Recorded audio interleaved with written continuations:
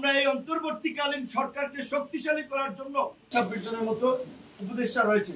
তাদের মধ্যে আমরা মনে করি যে 2-4 জনের কর্মকাণ্ড ইতিমধ্যেই পত্রপত্রিকা এসেছে।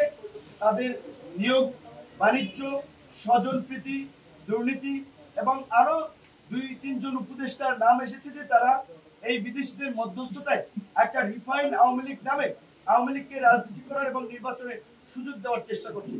এই বিতর্কিত উপদেষ্টাদের বিরুদ্ধে তদন্ত করে সরকার প্রধান ব্যবস্থা নেয়। আমরা সেটা সরকার প্রধানের কাছে দাবি জানাচ্ছি। একই সাথে এই উপদেষ্টা পরিষদ পুনর্গঠন করে জাতীয় স্বার্থে এই গণহত্যার বিচার, রাষ্ট্র সংস্কার এবং এই জুলাইয়ের আকাঙ্ক্ষা বাস্তবায়নে এটাকে জাতীয় সরকারে রূপদান করা হোক। সেখানে হয়তো এখান থেকে 2-4 জন বাদ যাবে, আরো নতুন করে যুক্ত হবে।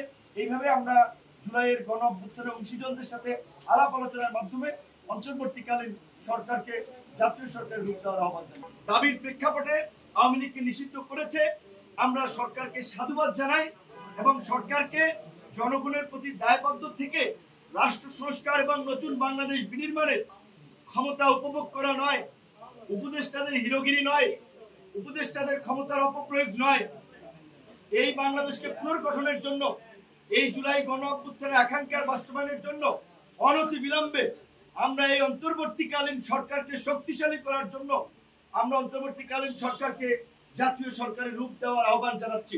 কারণ আপনারা দেখেছেন এই সরকারের সাথে এই গণ অভ্যুত্থানের অংশীজনদের একটা দূরত্ব তৈরি হয়েছে অনেকগুলো কারণে।